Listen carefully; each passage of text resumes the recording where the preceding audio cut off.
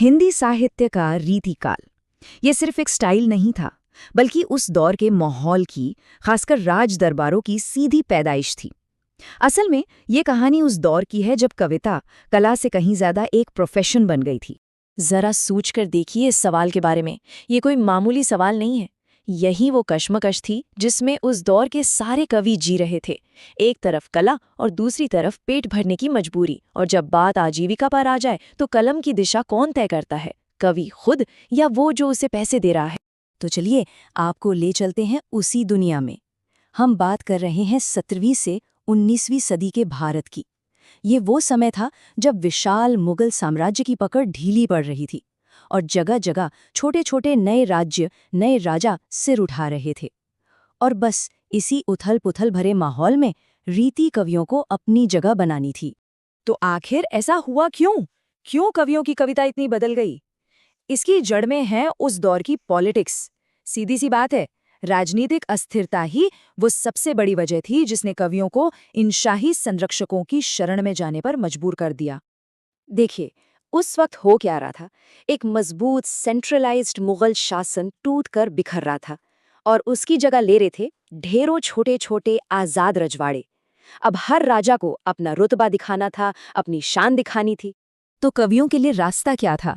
इसे ऐसे समझिए, देश में राजनीतिक अराजकता थी, मतलब भविष्य का कोई भरोसा नहीं।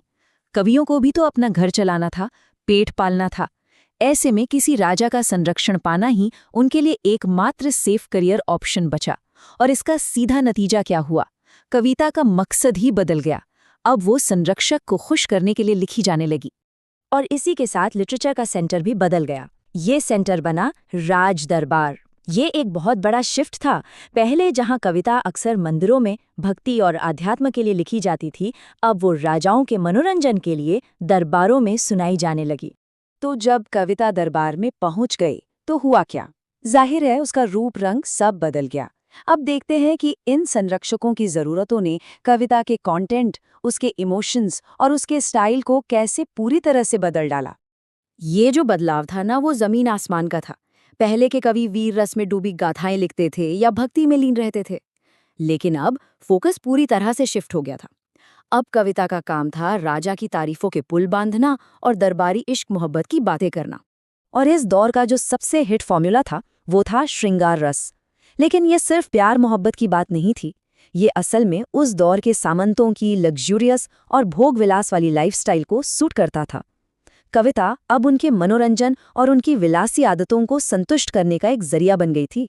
तो अगर किसी को उस जमाने में एक कामयाब दरबारी कवि बनना था तो उसके पास क्या क्या होना चाहिए था? खैर, उसके पास कुछ खास औजार थे। पहला, राजा की तारीफ, वो भी बढ़ा चढ़ाकर। दूसरा, मुश्किल से मुश्किल अलंकारों का इस्तेमाल, ताकि सबको पता चले कि कवि कितना विद्वान है। और तीसरा, नायिकाओं के हाव भाव, उनके प्रकारों का बारीक से बारीक ब्यौरा।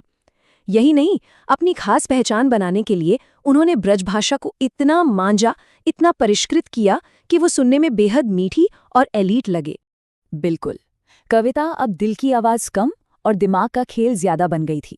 ये एक परफॉर्मेंस थी, अपनी बुद्धिमत्ता दिखाने की, दरबार का मनोरंजन करने की और हाँ, अपने संरक्षक की चापलूसी करके अपनी नौकरी पक्की करने की। लेकिन कहानी सिर्फ कविता की नहीं है, उस समाज की भी है जिसमें ये लिखी जा रही थी। अब जरा इस दरबारी बुलबुले के बाहर की दुनिया पर नजर डालते हैं। ये समझना जरूरी है कि इस बुलबुले की वजह से कवियों को क्या तो दिखाई दिया और क्या उन्होंने पूरी तरह से अनदेखा कर दिया। उस वक्त का समाज कैसा था? साफ साफ दो हिस्सों में बटा हुआ। एक तरफ मुट्ठी भर अमीर विलासी सामंती लोग थे और दूसरी तरफ थी विशाल गरीब आम जनता। और दोनों के बीच एक बहुत बहुत बड़ी खाई थी। और जब कवि उसी छोटे से अमीर तबके का हिस्सा बन गए तो इसका नतीजा क्या होना था? एक ऐसा लिटरेचर पैदा हुआ जो आम लोगों की जिंदगी से कोसों दूर था।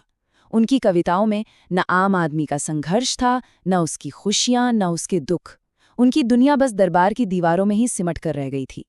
और उस दरबारी बुलबुले के अंदर एक और कड़वी सच्चाई छिपी थी, औरतों को देखने का नजरिया। उन्हें एक इंसान नहीं बल्कि भोग्या माना जाता था, यानी भोग की एक वस्तु। ये उस सामंती सोच का एक बहुत ही घिनौना पहलू था, जहां औरत सिर्फ पुरुषों के मनोरंजन का एक जरिया थी, एक प्रॉपर्टी थी। और यही सोच फिर सीधे सीधे कविता में उतर आई। कवियों ने औरतों को एक व्यक्ति की तरह नहीं, बल्कि खूबसूरती की एक मूर्ति की तरह दिखाया। उनका सारा ध्यान स्त्री के नख-शिख वर्णन पर था, यानी सिर के बाल से लेकर पैर के नाखून तक, बस उसके शरीर का ब्यौरा देना। असल में ये चित्रण उस समाज में औरतों की गिरी हुई हालत का ही एक आईना था। तो चलिए अब बात करते हैं इस पूरे दौर की विरासत की। आखिर इस सोने के पिंजरे ने हिंदी साहित्य को दिया क्या, इसे समझने की कोशिश करते हैं। इस एक लाइन में समझिए पूरे रीतिकाल का सार छिपा है। ये एक ऐसा लिटरेचर था जिसे दरबार ने बनवाया, दरबारियों ने लिखा, और सिर्फ दरबार के लोगों के लिए ही लिखा। तो अगर हम पूरे मामले को कारण और प्रभाव में देखें तो तस्वीर बिल्कुल साफ हो जाती है। शाही संरक्षण की वजह से चाटुकारिता आई, सामंतों की विलासिता की वजह से श्रृंगार पर फोकस रहा, दरबारी दिखावे की वजह से कविता अलंकारों से लद गई, और उस दरबारी बुलबुले की वजह से कविता आम जिंदगी से कट गई।